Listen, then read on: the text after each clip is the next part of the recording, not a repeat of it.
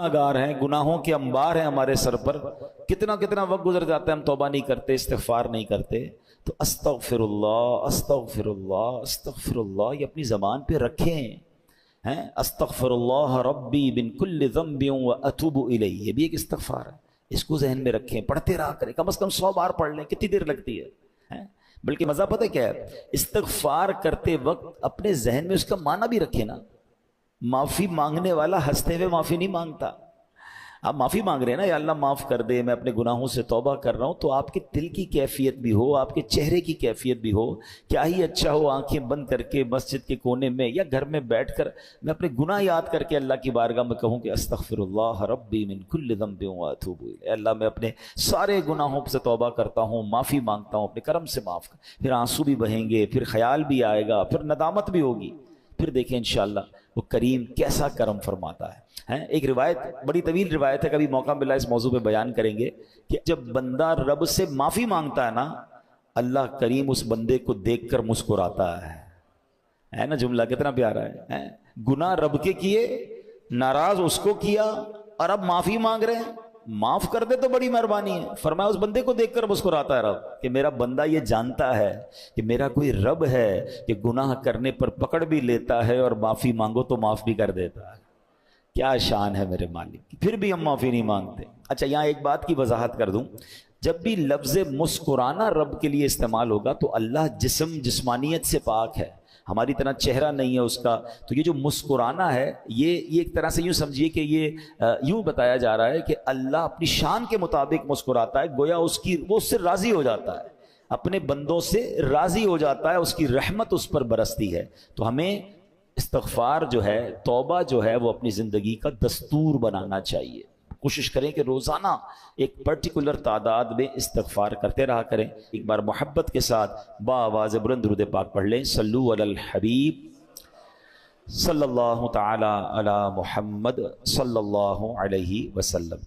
हमने एक topic continue किया है कि हम कुरान पाक की बातें करेंगे, कुरान पाक में आने वाली आयतों को समझेंगे, और हमने इसके लिए कोशिश की कि हम पिछले 2-3 बयानात में हमने कुरान पाक की उन आयतों को डिस्कस किया है कि जिसमें रब करीम ने बराह रास्त ईमान वालों से बात की है। इरशाद फरमाया, या अय्युहल्लज़ीना आमनू, ए ईमान वालो, ओ यू बिलीवर्स।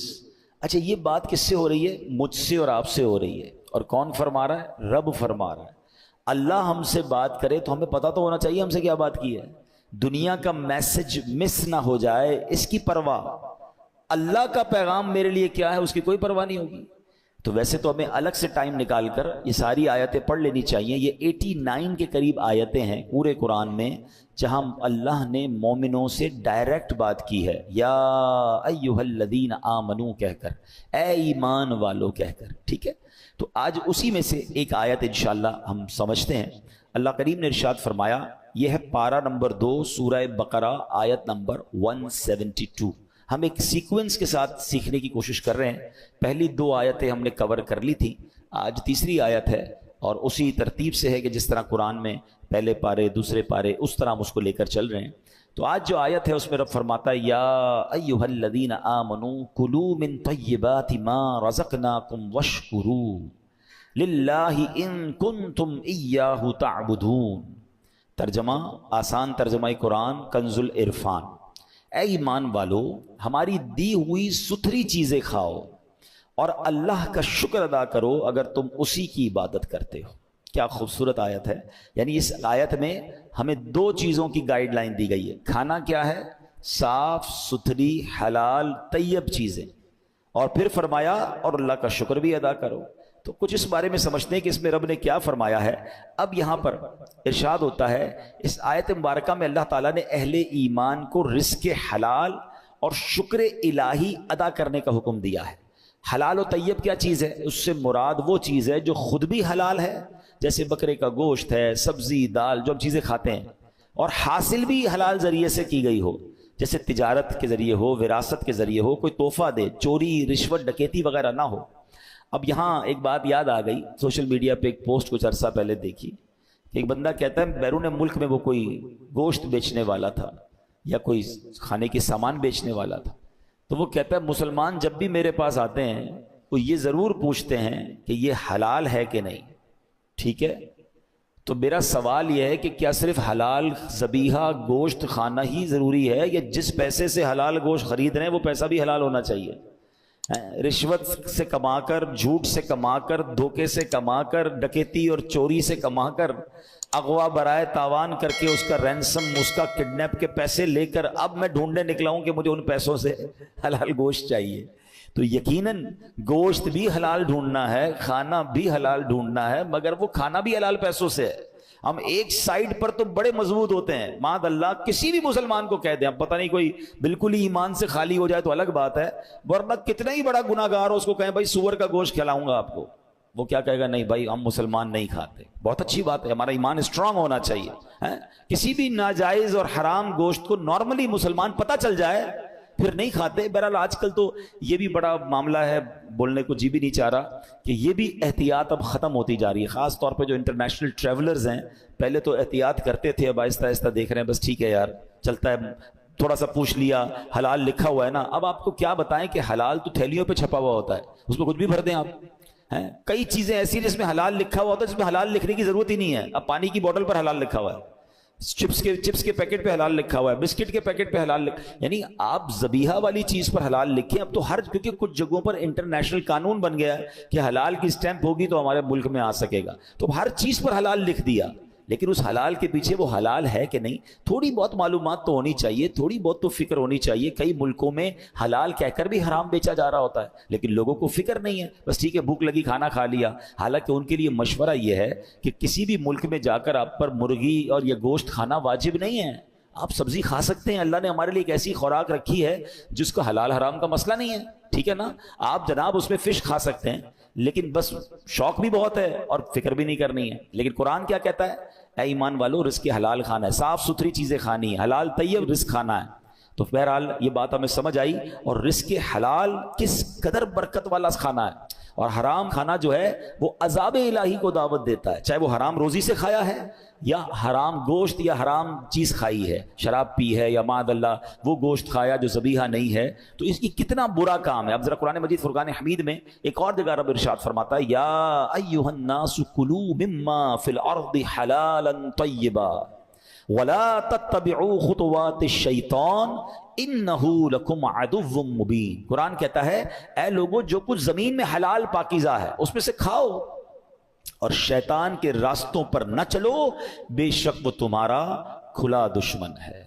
تو یہ بار بار قرآن کہہ رہا ہے حلال کھانا ہے, حلال کھانا ہے. حرام کھانا یہ ساری روحانیت کو برباد کر دیتا ہے. یاد رکھیے, جس کے پیٹ میں حرام کا لقمہ جائے نا, اس کی دعائیں قبول نہیں ہوتی, اس کی عبادتیں قبول نہیں ہوتی.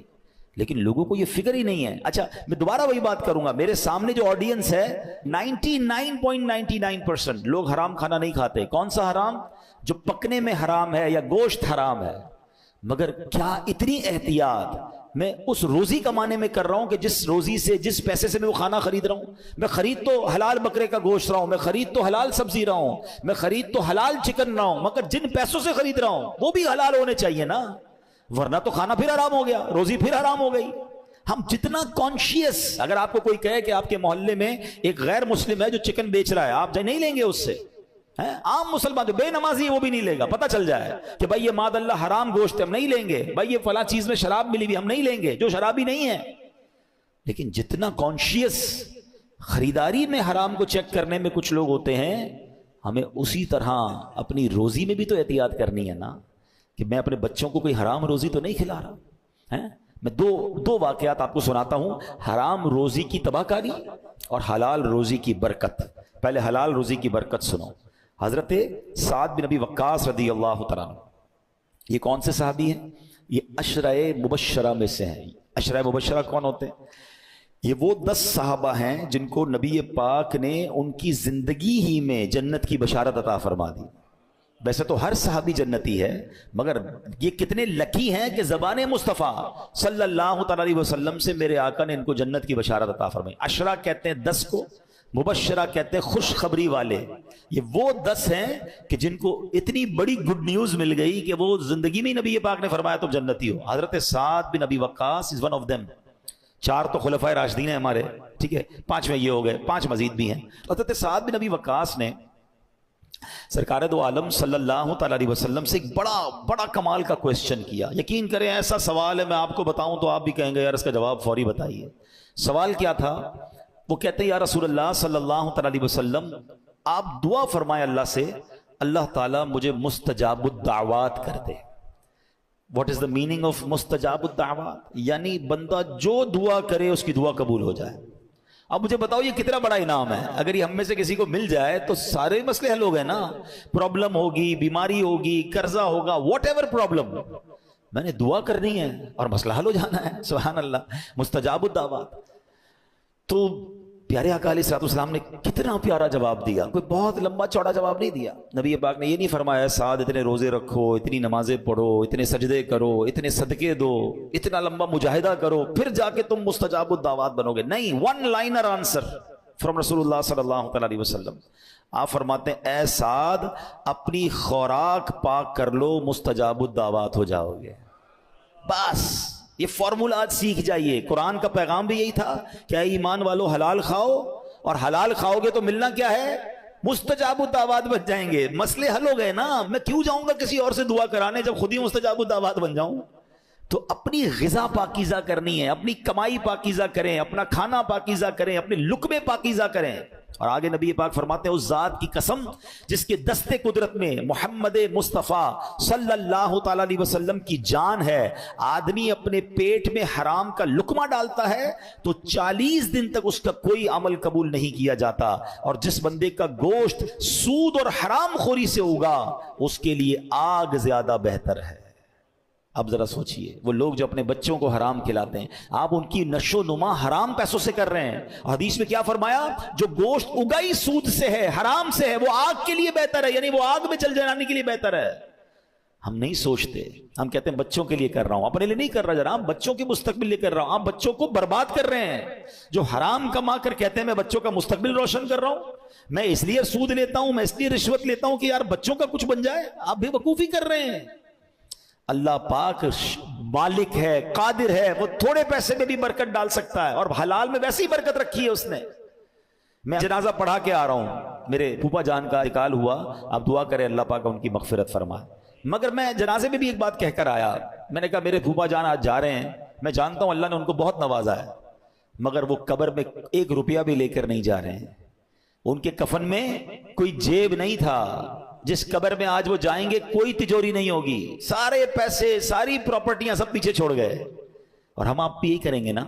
ہے کوئی جو لے کر جائے گا اپنا پراپرٹی, بینک بیلنس, کچھ بھی نہیں لے کے جائیں گے, ایوری تھنگ سب پیچھے رہ جائے گا. جس کو جمع کرتے کرتے حرام کما کما کے جو زندگی گزار رہے ہیں, سوچے قبر میں تو خالی آ جانا ہے, اور پھر جو حرام چھوڑ کر جائیں گے اس کی مار الگ پڑنی ہے. میں نے بہت پہلے بیان میں ایک جملہ کہا تھا, آج پھر ریپیٹ کرتا ہوں, اللہ کرے کسی کے دل پہ لگ جائے.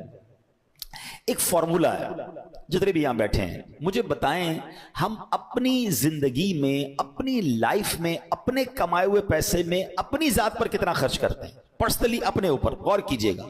جتنے بھی بیٹھے ہیں, جو نوکری والے بھی ہیں, جو بزنس والے بھی ہیں, میکسیمم 5%.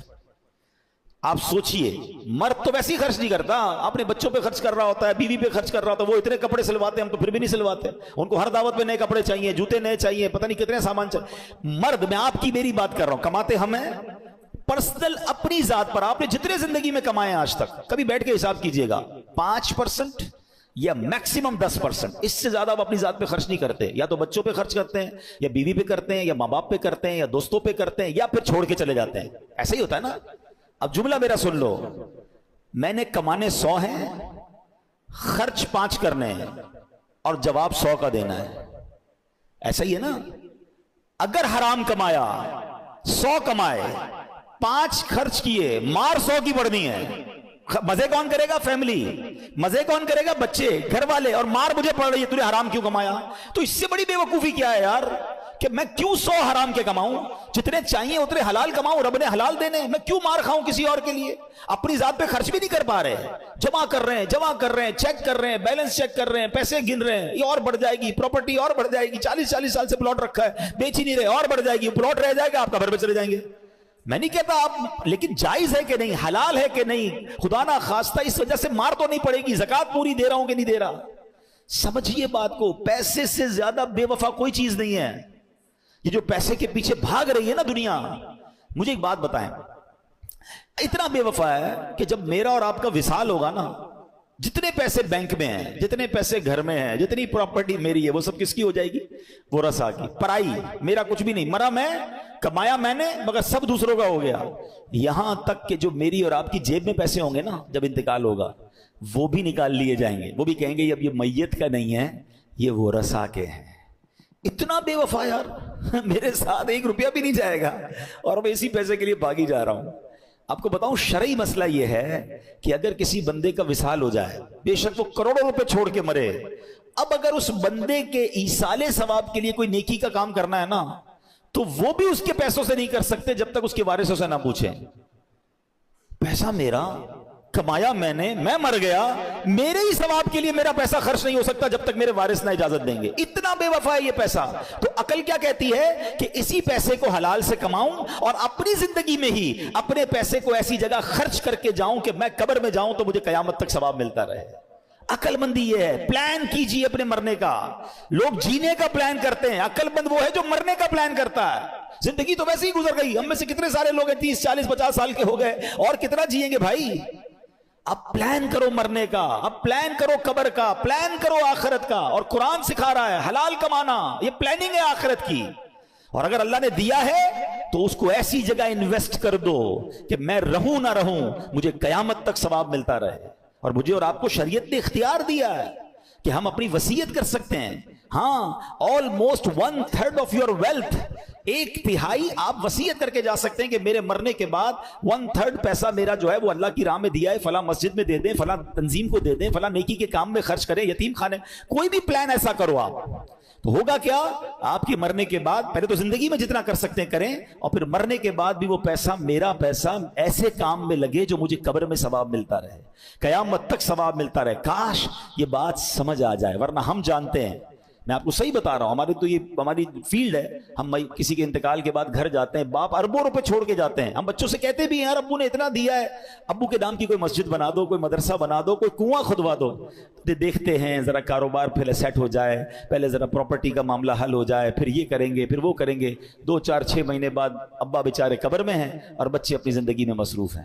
وہ باپ جس نے سب کچھ ان کے لیے کیا، اولاد نہ ہونے کے برابر کرتی ہے۔ خوش نصیب ہے وہ اولاد جو ماں باپ کی فکر کرنی چاہیے، لیکن جو نہیں کرتے تو ان ماں باپ کو عقل ہونی چاہیے کہ میری اولاد آج دین کی طرف نہیں ہے، نمازیں نہیں پڑھ رہی، میرے مرنے کے بعد کیا کرے گی؟ میں خود کر جاؤں نا اپنے لیے، اپنی فکر خود کیجئے۔ تو بہرحال میرے پیارے اسلامی بھائیو، حرام روزی سے بچنا ہے۔ میں نے حلال کی فضیلت بتائی کہ مستجاب الدعوات بننے کا فارمولہ نبی پاک نے کیا فرمایا کہ اے سعد اپنی غذا پاکیزہ کر لو تو مستجاب الدعوات ہو جاؤ گے۔ اگر آپ بھی چاہتے ہیں نا آپ کی دعائیں قبول ہوں، کئی لوگ کہتے ہیں، ملتے بھی ہیں، حضرت دعا قبول نہیں ہوتی، جس کو کعبے کے سامنے بھی دعا کی ہم نے، مدینے میں بھی دعا کی، فلاں جگہ بھی دعا کرائی، دعا قبول نہیں ہوتی۔ چیک کیجئے روزی حلال ہے یا حرام ہے۔ ایک اور واقعہ سناتا ہوں۔ حضرت موسیٰ علیہ نبینا علیہ الصلوۃ والسلام نے ایک بار ایک شخص کو دیکھا، وہ بڑا رو رہا تھا، یا اللہ یا اللہ یا اللہ میری دعا قبول کر لے۔ اچھا، حضرت موسیٰ تو کلیم اللہ ہے نا، آپ تو اللہ سے بات کرتے تھے، آپ نے اللہ سے عرض کی مولا یہ بندہ اتنا رو رہا ہے، اس کی دعا قبول کر لے۔ تو اللہ نے فرمایا اے موسیٰ یہ اتنا روئے کہ روتے روتے مر جائے، اے موسیٰ یہ اتنے ہاتھ اٹھائے کہ اس کے ہاتھ آسمان کو چھو جائیں، اے موسیٰ میں نے اس کی دعا قبول نہیں کرنی ہے۔ حضرت موسیٰ ریکویسٹ کر رہے ہیں اور جواب کیا آ رہا ہے؟ یہ روتے روتے مر جائے، ہاتھ آسمان تک بلند کر لے، اس کی دعا قبول نہیں کرنی۔ کہ یا اللہ ریزن کیا ہے، وجہ کیا ہے؟ ارشاد فرمایا اے موسیٰ جو یہ پہنتا ہے وہ حرام ہے، جو وہ کھاتا ہے وہ حرام ہے، جو کماتا ہے وہ حرام ہے۔ تو کعبے پر جانا، مدینے جانا، مخصوص اور مبارک ایام اور اوقات میں دعا کرنا جبھی قبول ہوگا جب روزی حلال ہوگی۔ ہم اس فارمولے کو بھول رہے ہیں۔ ہمیں یہ یقین کرنا ہوگا کہ میرا رب حلال روزی میں برکت ڈالنے پر قادر ہے۔ ہمیں یہ اطمینان لانا ہوگا۔ ہم سمجھتے ہیں یار حرام نہیں کماؤں گا تو پیچھے رہ جاؤں گا، سب آگے بڑھ گئے میں پیچھے رہ گیا، میرا بنگلہ کیسے بنے گا؟ ارے بھائی بنگلہ بنا ہوا ہے مگر سکون نہیں ہے، تو کیا کرنا ہے اس بنگلے کا؟ ہم جانتے ہیں اس کروڑ اربوں پتی کو پیسے بہت ہے، کھانا نہیں کھا سکتے ہیں، ڈاکٹروں نے منع کر دیا ہے، وہ اپنا واش روم نہیں کر سکتے، تو کیا پیسہ ہی سب کچھ ہے؟ آپ کو اللہ نے پیسہ نہیں دیا، صحت دی ہے، خدا کی قسم اب تو دنیا کے بھر کے لوگ کہتے ہیں کہ صحت سے بڑھ کر ویلتھ ہی کوئی نہیں ہے. آپ کا ذہنی سکون، پیس آف مائنڈ، یہ سب سے بڑی دولت ہے. ہم کہتے نہیں پیسہ چاہیے، حرام سے آ جائے، کسی طرح آ جائے. کئی پیسے کمانے، حرام کمانے والوں کو دیکھ کر رات سوتے نہیں ہیں، ان کو ٹیبلٹ کے بغیر نیند نہیں آتی، ڈپریشن الگ چل رہا ہے ان کا. ارے کیا کرنے ہیں ایسے پیسے کو؟ آپ سکون کی نیند سوتے ہو، اس سے اچھی کون سی نعمت ہے؟ ہم نے اپنی زندگی کے فارمولے الگ بنا لیے. ہماری نظر میں ویلتھ اور ہے. اب تو یہ تو حدیثوں سے ہم نے سیکھا نا. اب تو یہ موٹیویشنل اسپیکر کہہ لیں یا جناب بڑے بڑے جس کو ریسرچ کرنے والے کہتے ہیں ویلتھ ہے ہی 5 قسم کی. صرف پیسہ ویلتھ ہے ہی نہیں. صحت ویلتھ ہے، پیس آف مائنڈ ہے ویلتھ ہے، آپ کی اچھی فیملی آپ کا ویلتھ ہے، ریلیشن شپ آپ کا ویلتھ ہے. آپ کے ساتھ دوست ہی کوئی نہیں ہے، آپ چھپتے پھر رہے حرام کما کر، آپ پولیس آپ کو الگ ڈھونڈ رہی ہے، ٹیکس والے الگ ڈھونڈ رہے ہیں، آپ الگ ٹینشن میں ہیں. کس کام کا یہ پیسہ؟ میں اپنے بچوں کے ساتھ ہوں، اپنی فیملی کے ساتھ ہوں. کئی اربوں پتی لوگ ہیں جو اپنے وطن میں نہیں آ سکتے، اپنے محلے میں نہیں جا سکتے، اپنے آفس پہ نہیں بیٹھ سکتے. کیا کرنا ہے اس پیسے کو؟ ہم نے پتہ نہیں کون سے فارمولے بنا لیے ہیں کہ یار سکون نہیں ہے. سکون اصل میں آپ دور ہیں اس لیے آپ کو پتہ نہیں ہے. جو لوگ کنیکٹڈ ہیں ان سے پوچھیں کہ مالداروں کے غم اور ہیں، غریبوں کے غم اور ہیں. یہ جو بندہ سمجھتا ہے یار میں دکھی ہوں باقی سارے سکھی ہیں، ایسا نہیں ہے. تو ہمیشہ یاد رکھیں حلال میں برکت ہے، حلال کمانا ہے. اچھا تھوڑا بھی ملا اور رب راضی ہو گیا. ایک روایت سنا دیتا ہوں چلیں بیان کے آخر میں. اتنی خوبصورت روایت ہے، یقین کریں ون آف دا امیزنگ حدیث ہے. خاص طور پر جو یہ بھاگم بھاگ کرتے ہیں نا پیسوں کے لیے اور پیسہ نہیں ملتا تو جناب اس کے بعد پریشان رہتے ہیں. ذرا حدیث سنیے گا. اس حدیث کے راوی بھی مولا علی شیر خدا کرم اللہ تعالی وجہ الکریم ہے. اور نبی پاک علیہ الصلوۃ والسلام فرماتے ہیں من رضی من اللہ بالیسیر من الرزق. کیا فرماتے ہیں؟ جو اللہ کے دیے ہوئے تھوڑے رزق پر راضی ہو جائے گا. پیسے تھوڑے ملے، رزق تھوڑا ملا. سنو آقا فرماتے ہیں جو اللہ کے دیے ہوئے تھوڑے رزق پر راضی ہو جائے گا، رضی اللہ منہ بالقلیل من عملی، اللہ پاک اس کے تھوڑے عمل پر راضی ہو جائے گا. اللہ اکبر. اس کو انجوائے، اگر اس کو سمجھ گئے نا آپ، اس کی ایسنس کو سمجھ گئے، اے غریبوں تمہیں مبارک ہو. مگر راضی رہنا ہے. یہ نہیں کہ غربت بھی ہے اور شکوے بھی ہیں، غربت بھی ہے اور کمپلین بھی ہے. نہیں، پیسے تھوڑے آ رہے ہیں مگر بندہ دل سے راضی ہے. مگر انعام کیا ہے؟ خدا کی قسم یہ سودا مہنگا نہیں ہے. میں اللہ کے دیے ہوئے تھوڑے رزق پر راضی ہو جاؤں اور میرا کریم میرے تھوڑے عمل پر راضی ہو جائے. کیونکہ وہ راضی ہو گیا نا پھر جنت ہے. گھر نہیں ملا دنیا میں بڑا مگر جنت نہ ختم ہونے والی ہے، اس کی کوئی ایکسپائری ڈیٹ نہیں ہے. ادھر پیسے نہیں ملے، جنتیوں کے لیے ہیرے جواہرات ہیں. ادھر جناب لگزریز نہیں ملی، میں اللہ کی رضا پر راضی ہوں. جنت کی نعمتیں وہ ہیں جو کبھی ختم ہونے والی نہیں ہیں. تمہیں مبارک ہو. اور جو جناب اب اس کا ذرا مفہوم مخالف بھی تو سمجھو نا کہ جس کو اللہ نے زیادہ دیا ہے. سوچو کیا فرمایا؟ جو اللہ کے تھوڑے رزق پر راضی ہو جائے اللہ اس کے تھوڑے عمل پر راضی ہو جاتا ہے. تو جس کو اللہ نے زیادہ دیا اور قیامت کے دن عمل زیادہ مانگا تو پھر ہمارا کیا بنے گا؟ ہے ہمارے پاس جواب؟ عمل ہے ہمارا زیادہ. بلکہ ادھر تو معاملہ اور الٹا ہے. غریب آدمی زیادہ نیکیاں کر رہا ہے نارملی، اور امیر آدمی جس کو اللہ نے بہت نوازا وہ اور نیکیوں سے دور ہو گیا. ہونا کیا چاہیے تھا کہ جتنا اللہ عطا فرماتا اتنا میں اور عبادت کرتا اور شکر کرتا اور سجدے کرتا. ادھر تو معاملہ ہی الٹا ہے. وہ عطائیں بڑھا رہا ہے، ہم خطائیں بڑھا رہے ہیں. جواب نہیں دینا. کاش یہ بات سمجھ آ جائے. تو آج قرآن پاک کی اس آیت کے تحت ہم نے سمجھنا ہے. تو میں وہ آیت دوبارہ پڑھ دیتا ہوں جو آج ہمارے بیان کا ٹاپک تھی کہ اللہ کریم نے قرآن میں کیا ارشاد فرمایا.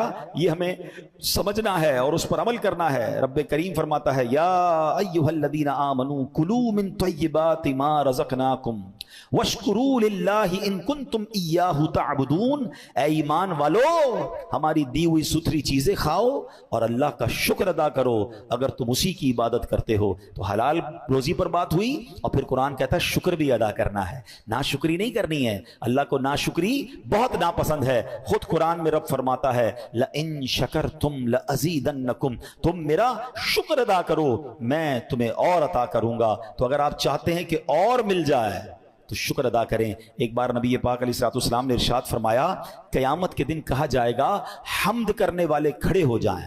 لوگوں کا ایک گروہ کھڑا ہو جائے گا، ان کے لیے جھنڈا لگایا جائے گا، وہ تمام جنت میں جائیں گے. پوچھا گیا یا رسول اللہ حمد کرنے والے کون ہیں؟